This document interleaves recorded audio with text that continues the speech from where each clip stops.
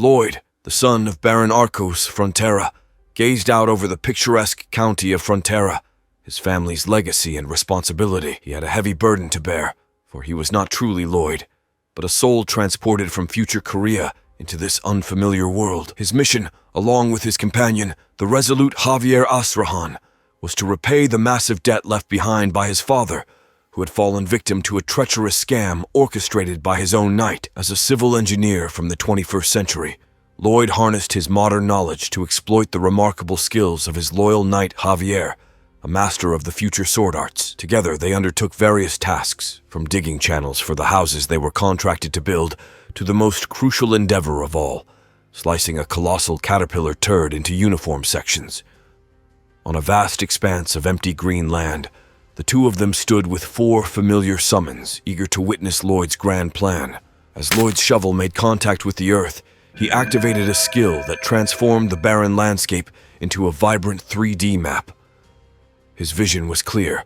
High-rise buildings would rise from this very land, turning the world upside down. With a hearty laugh that reverberated across the empty expanse, Lloyd called out to his companion with blue hair. "Javier, it's all about the money, my friend," he exclaimed, the promise of riches dancing in his eyes. Javier looked at Lloyd, a hint of concern in his gaze, and asked, "Have you finally lost it?" Years ago, when this extraordinary journey began, Suho Kim had received an unexpected notification from a mysterious system. It informed him that he had been chosen to have a random wish granted by the Absolute. As the system congratulated him, Suho Kim suddenly found himself in a new body, bewildered and disoriented. The system added that he was now a character in Knight of Blood and Iron, a novel Suho had read the night before. Confusion swirled within him. Was he in a different world? If so, why was he lying flat on a dirt road? His attempt to stand up was met with a bone-chilling coldness, and his jaw popped out of place. The notification appeared again, explaining that his jaw had shifted from sleeping on the cold ground. Annoyed, Suho Kim slapped the notification away, muttering that it was getting on his nerves. He couldn't help but think of the character he had overtaken in the story, abandoned on the ground. Suddenly, a man approached, claiming to have been searching for Suho Kim all night. This man was none other than the protagonist of Knight of Blood and Iron. Suho Kim's mind raced with thoughts of the novels he had read, wondering if he had truly become part of a different world. Javier Asrahan, who Suho Kim now knew had a reputation as a renowned swordsman in the book, had humble beginnings as an unknown knight working for the country Lord Arcos Frontera. In this part of the story, Suho Kim was aware that Javier served as Lord Arcos' son's bodyguard. Suho Kim couldn't help but panic, realizing that he had taken over the body of Lloyd Frontera, the son of Lord Arcos. Looking at Lloyd, Javier remarked, "I've never called you a hooligan before, but it's good that you're aware now." The system chimed in to notify Lloyd that Javier seemed to be in a good mood. Lloyd snapped back, telling the system to be quiet, and couldn't help but notice the mischievous grin on Javier's face. Returning to his usual demeanor, Javier began to kindle a fire and asked Lloyd if he remembered how he ended up in such a state. Lloyd, with a different soul inhabiting his body, had no recollection of what had happened. Javier explained that Lloyd had started drinking in the afternoon, got drunk, wreaked havoc in the pub, and then passed out on his way back to the manor. Lloyd considered the situation. He realized that he might be seen as a hooligan, but as Lord Arcos' son, his father would be devastated if he were found dead on the roadside with his jaw dislocated. It dawned on Lloyd how cynically Javier mocked him. Lloyd couldn't help but wish for the warmth of the traditional Korean heated flooring system beneath him. As Javier prepared to leave to report the incident to Lord Arcos, Lloyd stopped him. He confirmed that their family was drowning in debt at this point. Alone in his room, Lloyd reflected on his knowledge of the story. The night before, he had read the final chapter of the web novel, and he knew all too well what happened to Lloyd at the beginning of the story. The Baron Arcos and his baroness had fallen prey to an evil conman, losing all their land and fortune. In the end, they had taken their own lives. Lloyd, their son, had become a beggar, drowning his sorrows in alcohol, and ultimately met a grim fate, coughing up blood and dying. Lloyd's anger flared as he wondered aloud what the point of being an aristocrat was if it led to such a miserable life. Reminiscent of his previous existence in Korea, he couldn't help but ponder what kind of wish he had made to the absolute entity that had placed him in this doomed body. The next day, at the front of the county, Lloyd's mother, Marbella Frontera, walked with Javier as they checked up on Lloyd. As Marbella scolded him for the destruction he had caused at the pub the previous night, Suho Kim, the actual soul inside Lloyd's body, struggled to reconcile the unfamiliar memories and current situation. His mother demanded that he go to the pub again and apologize for the mess created by the body he now inhabited. This new Lloyd was different, and he needed to rectify the actions of the previous night. Marbella and Javier were both surprised and deeply confused by Lloyd's willingness to do so. A little later that day, escorted by Javier, Lloyd made his way to the pub. As they walked, people on the road visibly feared him. Some cowered in corners, while others hastily shut their doors or fled from his presence. The system appeared, reminding Lloyd that the villagers absolutely detested him, a fact he was well aware of. He questioned why Javier was following him, and Javier explained that Lord Arcos had ordered him to escort Lloyd to prevent a repeat of the previous night's incident. It was for the villagers' protection, to ensure that Lloyd wouldn't harm them. Lloyd realized that the first step was to shed the scumbag image he had acquired. By doing so, he might at least secure some food when he inevitably became a beggar. He contemplated further that if he could clear his family's debt before that fate befell him, he could lead a peaceful life as the heir to a country baron, enjoying comfort into old age. Turning to the system, he asked if there was a cheat code or skill he could use. To his surprise, he did possess a skill: Human Scum, a passive ability that caused others to furrow their brows and perceive him as a rowdy drunkard when activated. Lloyd playfully waved the system window like a madman in front of Javier, who remained unaware of the skill's activation. Inside the pub, Lloyd finally grasped the extent of the mess he had caused. He attempted to genuinely apologize to the pub's owner, but the owner was still too frightened and remained on high alert. Lloyd realized that this was likely the reaction when a scumbag suddenly tried to be kind. He changed his demeanor, becoming ruder, and offered another apology. This time, the pub's owner wasn't as alarmed, and Lloyd left, heading back home. As he walked past a bridge, Lloyd asked Javier why he didn't seem pleased, even after Lloyd's apology. Javier explained that everything Lloyd had destroyed the previous night was likely the cause of his subdued demeanor. Lloyd stood outside the pub, realizing that the furniture and decorations he had destroyed were purchased with the hard-earned money of the pub owner. He understood that a simple apology might not be enough to satisfy the man. Additionally, the owner had been looking after his sick mother after the harsh winter, which compounded the difficulty of the situation. Javier urged Lloyd to imagine the hardships the pub owner had endured. Lloyd felt annoyed, well aware of his family's crippling debt. Then, a moment of realization washed over him. He thought about Ondol floors, a luxury he was familiar with from his previous life, but absent in this world. If he could construct and sell them, he could settle the Baron's debts. The hooligan Lloyd Frontera would never have dreamt of such an opportunity. Suho Kim, who had moved to this world and now resided as Lloyd, could tap into the knowledge he had gained during his previous life. With a major in civil engineering and experience as a military engineer, he had even built a house by himself. Furthermore, he had toiled day and night at construction sites. Lloyd now saw the path to financial salvation. He instructed Javier to return to the pub to initiate his first order. Javier was puzzled, wondering why they would return to the pub. Just then, a notification appeared, signaling that Lloyd's true journey had begun. It introduced the RP system, which allowed him to earn points by improving relationships with key characters. Lloyd realized there was no immediate instruction on how to use it. His only option was to follow the system's guidance. Examining Javier's approval rating, Lloyd noted that it stood at -30. Unsurprising given his previous behavior. In an attempt to improve their relationship, he tried to compliment Javier's appearance, suggesting that he looked very handsome. However, this effort backfired, decreasing the approval rating by 1 point. Undeterred by his initial failure, Lloyd headed back to the pub.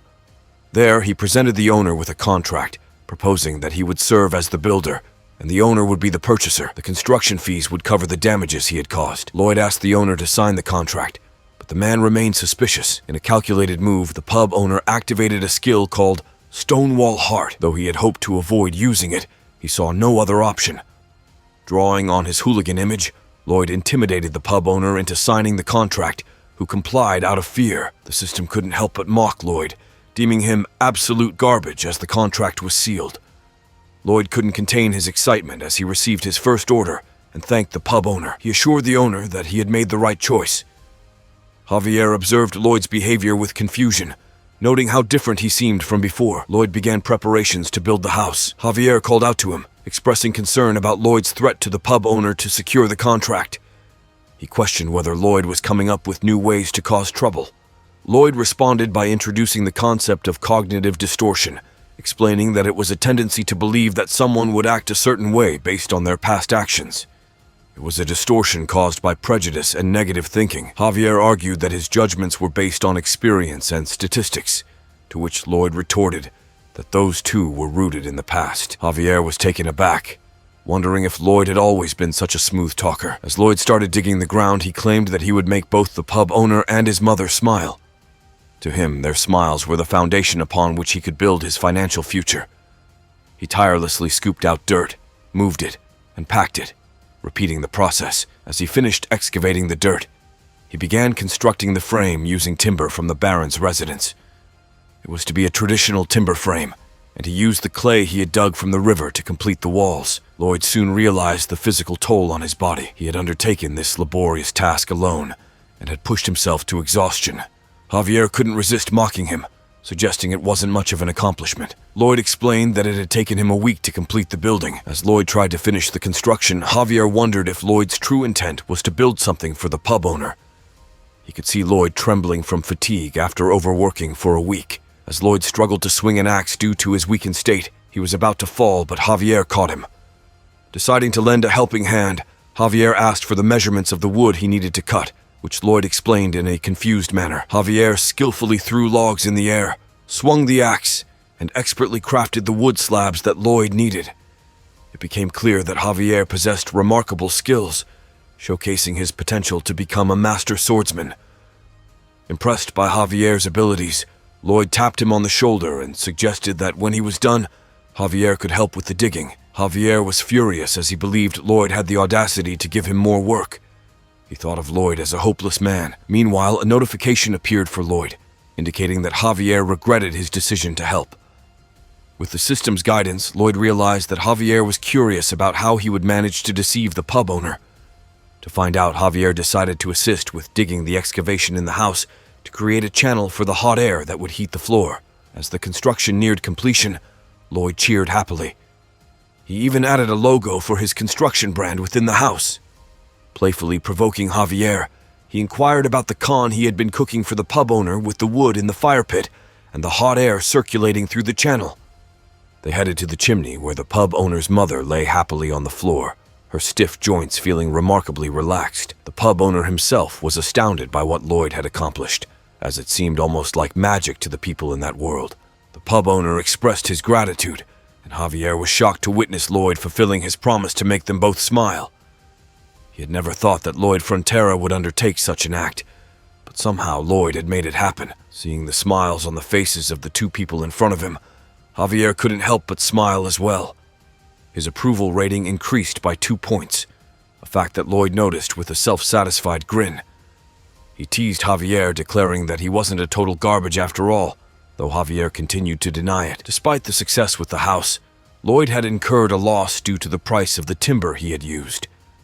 Nevertheless, he now had a model house to showcase to potential customers. A few days later, crowds gathered at the site, eager to see the house. Lloyd watched over them, and when a person exited the house, they expressed amazement at how warm the floor was, claiming it could melt them. Lloyd offered them construction plans and even extended a 10% discount. However, the system informed Lloyd that the villagers didn't trust him. To overcome this obstacle, Lloyd resorted to his hooligan image, attempting to intimidate the villagers. Just as he did so, someone called out to him. His father, Baron Arcos Frontera, had arrived, questioning what he thought he was doing at the front of his manor. Lloyd felt nervous, anticipating that his father might reprimand him. Lloyd had dinner with his father, Baron Arcos Frontera. He had managed to avoid talking to his father until then. But Lord Arcos inquired about what he was up to this time. Lloyd attempted to be as rude as possible, explaining that the pub owner had ordered an ondal room, so he had built one. As Lloyd was about to leave, his father reassured him not to worry about the family's debt. He promised to resolve their financial troubles soon, and advised Lloyd not to get too involved. Lloyd's thoughts drifted back to his life in the real world, where he had heard similar promises from his father.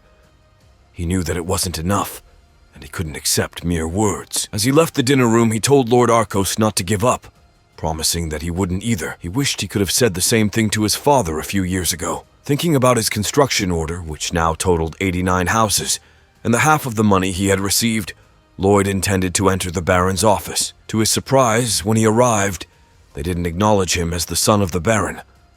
Instead, they pressured Lord Arcos to repay the loan, claiming that 5 days had passed since the agreed-upon date. They even threatened to take action themselves. Lloyd seized the opportunity and adopted a terrifying smile, as if he had devised something nefarious. The previous night, he had received RP points from his improving relationship with Javier and discovered that he could invest them to acquire abilities.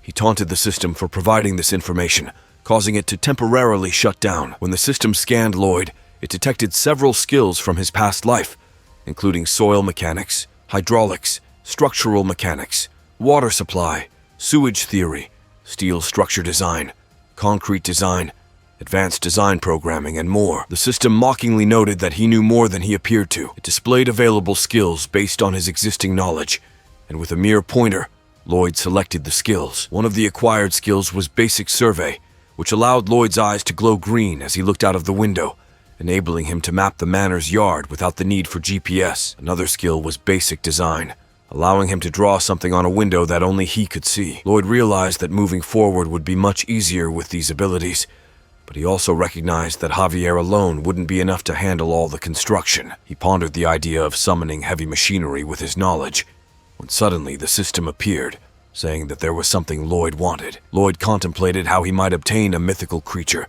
capable of functioning like heavy machinery through the random summon game. To do so, he needed to accumulate more RP points. His current total was a mere 1 point, while the first summon required 50 points. Setting his mind on the task, Lloyd realized that he needed to acquire more RP points. Just then, the overweight moneylender slammed the table in front of Lord Arcos, suggesting that if the Lord lacked funds, he could sell the Baroness and her ladies to a certain place for a hefty sum of gold. Lord Arcos was shocked by the audacious proposal. Lloyd appeared behind the fat man, chiding him for his lack of manners despite being a lender. He asked for a warrant, citing the Empire's law that allowed all nobles to protect their interests. Entering the residence of a noble family without a warrant was considered trespassing. Lloyd then called upon Javier to join them and commanded him to cut the moneylender's arms as trespassers. Although they attempted to argue, Lloyd remained calm. Javier drew his sword, and the moneylenders fled, shouting nonsense. Lord Arcos scolded Lloyd for his actions, but Lloyd simply dropped a bag of gold coins, explaining that it was the money he had collected from the house orders. Lord Arcos assumed that Lloyd had extorted money from the villagers, but Javier supported Lloyd, ensuring that he would fulfill his orders. With that, Lord Arcos agreed not to interfere with Lloyd's business any further. As they concluded their dealings, both Lloyd and Javier requested to leave the hall. Cynically, Javier asked Lloyd where he had learned of such a law. Lloyd claimed he had picked it up somewhere, but in reality, he had learned it from reading the book detailing the Baron and Baroness's tragic fate. In the story, after the Baron and Baroness committed suicide, Javier, who was left without a master to serve, encountered the two lone lenders. It was then that he uttered the words, "Off with their head," after mentioning the law, a scene that filled Lloyd with a sense of satisfaction. As he expected, a notification appeared, indicating that the Baron's approval rating had increased by 6, awarding Lloyd 60 RP points. That night, as the moon cast its soft glow over the training yard, Lloyd ventured forth, ensuring he was hidden from prying eyes. With a hushed tone, he called upon the mysterious system to reveal the summoning game. His heart raced with anticipation as he tapped the screen, and suddenly, a magical circle resembling intricate gears materialized before him. His eyes widened in awe at the spectacle, but the magic circle, though grand in appearance, turned out to be quite minuscule. As he activated it, a cacophony of noise erupted, taking him aback. From the magical portal emerged an unexpected guest, a tiny, furry hamster. Lloyd's expression fell, disappointment evident on his face. Meanwhile, the hamster, a creature named Podong, gazed up at him with innocent, hopeful eyes, seeking approval from its master. With a sigh, Lloyd muttered, "It's a dot," shaking his head in disbelief. He allowed the hamster to tumble to the ground, its tiny form unfazed by the abrupt landing. As he turned to leave Podong behind, a twinge of guilt gnawed at Lloyd's conscience. He couldn't help but pause, bending down to speak to the tiny creature. "Maybe I can help you," he murmured. Podong, seemingly understanding, perked up and made a series of inquisitive squeaks, Lloyd couldn't help but chuckle. "You want to shoot acorns, pew-pew, or something?" he asked, a hint of amusement in his voice. To Lloyd's surprise, Podong didn't respond verbally. Instead, the hamster regurgitated a set of user manuals, its way of communicating. Lloyd picked them up, and the manuals revealed that Podong was, in fact, an adorable hamster. The instructions were clear. Give Podong lots of love, and feed it one of the enclosed sunflower seeds to witness a transformation. The manuals explained further that the red sunflower seeds would cause Podong to grow to gigantic proportions, while the blue ones would make it shrink back. Intrigued, Lloyd decided to test the red seed's effects. He held the seed out to Podong, who eagerly nibbled it. To Lloyd's astonishment, the hamster began to grow rapidly, expanding until it was as tall as a tree. In his amazement, Podong knocked Lloyd off his feet, sending him sprawling to the ground. Podong, now a colossal creature standing over 30 feet tall, wore a mischievous grin on its face. Its innocent demeanor had vanished, replaced by a smug expression. Podong didn't stop at growing in size. It proceeded to display its newfound skills. First, it demonstrated its digging prowess, starting at level 1, with dirt rolling off its massive form. Then it showcased its cheek pockets at level 1, efficiently storing dirt in its mouth and redistributing it, despite being soaked in saliva. Lloyd's eyes sparkled with wonder and curiosity as he observed Podong's abilities. He now possessed a powerful asset in the form of Pota, but he couldn't help but worry about the practicality of having such a massive creature by his side. The thought of others seeing it filled him with unease. Lloyd racked his brain for an excuse to justify Pota's presence.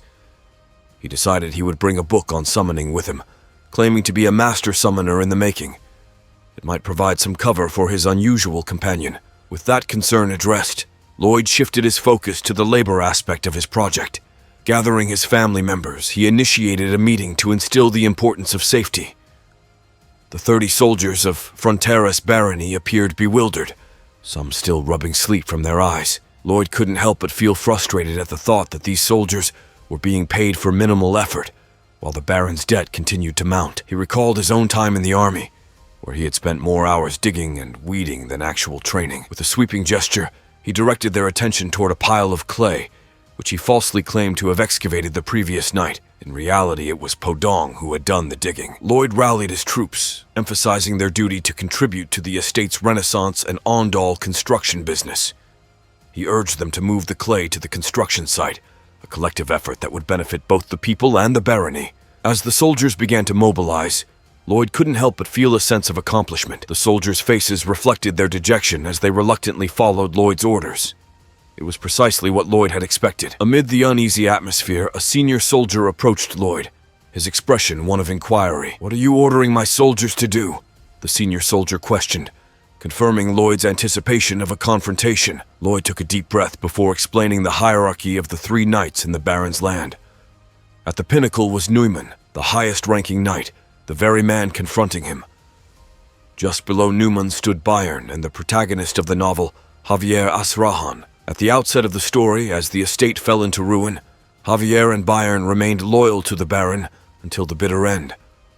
However, Neumann was the first to betray the Baron, selling crucial information to con men and fleeing, leaving behind a staggering debt. Lloyd had a scheme in mind, one that involved Neumann, the foremost knight in these lands. To provoke him further, Lloyd casually remarked, "I told him to dig dirt. I am his commander, after all." Newman's anger simmered just beneath the surface, but Lloyd knew the truth. It wasn't because of the menial task he had assigned. Rather, it was the fact that Lloyd was close to making money that could potentially alleviate his family's debt. Lloyd emphasized that he had Lord Arco's permission, but Neumann remained skeptical, suggesting that Lloyd might be attempting to deceive the Lord. Neumann's prior experiences with Lloyd didn't work in the young man's favor. With a nonchalant shrug, Lloyd casually commented, "Sounds about right." Growing increasingly furious, Neumann's face contorted with anger to the point where the vein on his forehead appeared ready to explode. Lloyd silently noted how fragile Neumann was, imagining that if he were a gamer, his fingers would be dancing across the keyboard in rage. Seeking to further infuriate Neumann, Lloyd impulsively scooped up a shovel's worth of dirt and flung it into the knight's face. The action sent shockwaves through the gathered soldiers. Even as the Baron's son, Lloyd knew that a single strike from a knight like Neumann could end his life. However, he remained undeterred, pointing the shovel toward Newman's face, challenging him to a duel. Before we continue, let's take a moment to shout out Ara Simp, who commented, "Tough to say what my favorite Manhwa genre is. Depends on my mood. I like action, survival, mystery, and time travel the most on our damn reincarnation video. Thanks for commenting." Meanwhile, back at the manor, Javier approached Lloyd with a mix of incredulity and anger. "Are you really confident about fighting Newman?" he asked, his voice tinged with frustration. Lloyd, with a hint of mockery in his tone, replied, "Of course not. He's a low-level sword expert knight, skilled in using the mana heart skill. How could I, a nobody, challenge him?" Javier seethed with anger, dangerously close to drawing his sword and confronting Lloyd. He wondered if Lloyd had truly learned from his past actions. However, just as he was about to react, Lloyd abruptly threw dirt into Newman's face and challenged him to a duel. Javier couldn't help but think that Lloyd was reverting to his old hooligan ways. He found it all too calculated how Lloyd had requested the Baron's intervention to separate them and had designated Sir Bayern as a substitute overseer to supervise the soldiers' work. Lloyd's intentions remained a mystery to Javier, and he longed to take his sword and cut Lloyd down for his audacity. The tension between Lloyd and Javier lingered in the air as they stood facing each other. Lloyd broke the silence, his voice carrying an unexpected request. "Teach me how to use a sword," he said. Javier's eyes widened in disbelief, and he responded with blatant refusal. "My job is to watch you, not to teach you," he retorted sharply. He couldn't hide his contempt for Lloyd, describing him as scum and human trash. He feared that if someone like Lloyd were to learn swordsmanship, it would endanger those around him even more. Lloyd, unfazed by Javier's harsh words, suggested with a wry smile, "Maybe you should tone it down a bit." Javier remained resolute in his decision not to teach Lloyd. "I have no intention of teaching you," he declared firmly. Lloyd, however, wasn't ready to give up.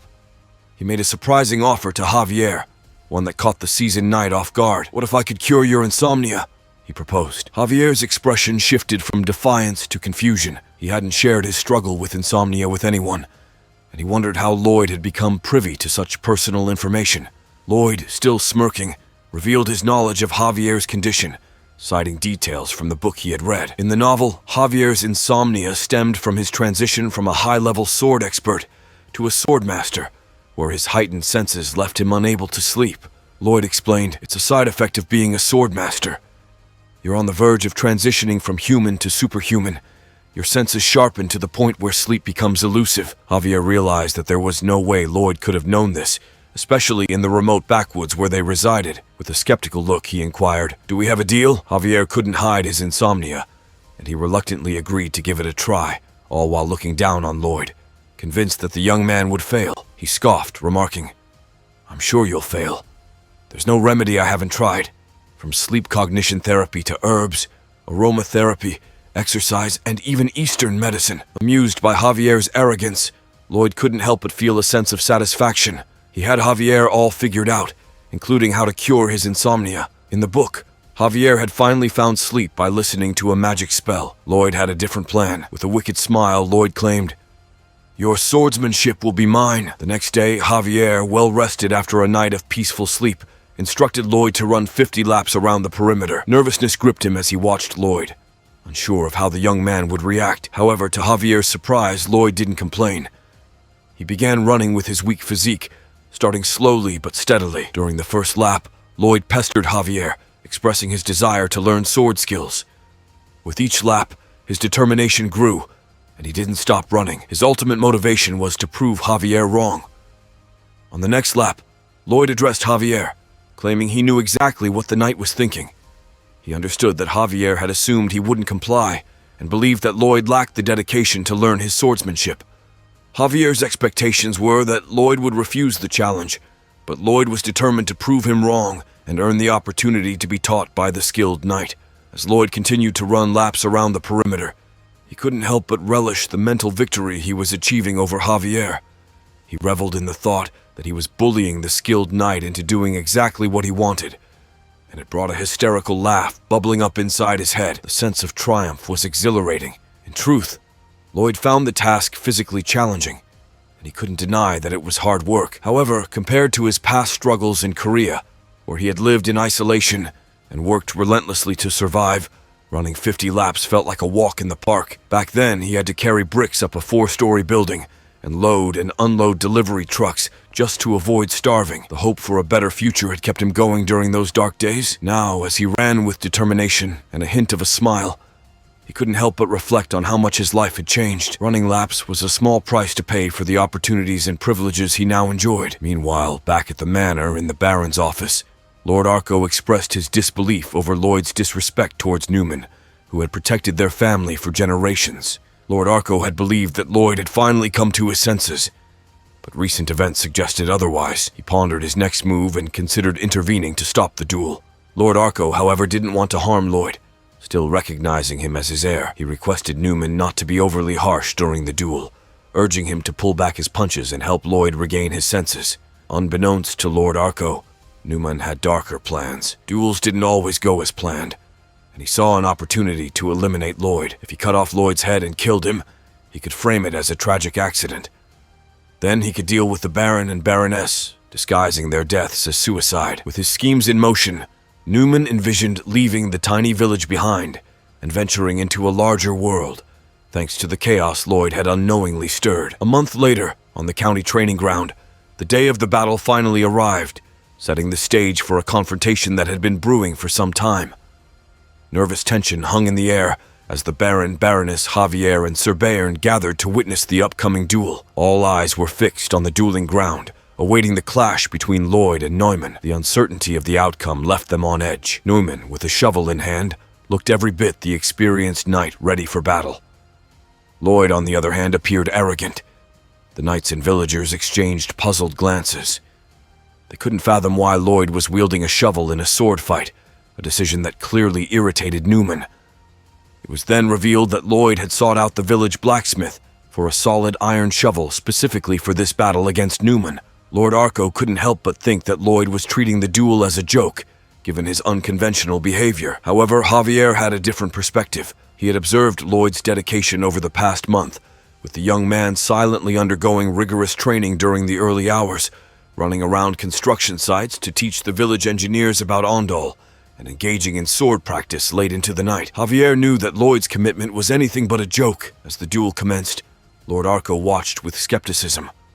Newman, eager to prove his superiority, decided not to draw his sword immediately. On the opposite side, Lloyd displayed awkward movements for someone engaging in a sword battle, appearing more lackluster than ready. His choice of a shovel only added to the perplexity. Newman, fueled by anger, swung his sword at Lloyd with all his might, expecting an easy victory. To his surprise, Lloyd effortlessly deflected the strike, leaving Newman to chalk it up to luck. He tried again, believing that luck wouldn't strike twice. But once more, Lloyd deftly countered the attack. What will happen next? Find out next time by staying tuned for our future recaps. Don't forget to like and subscribe for more great recaps.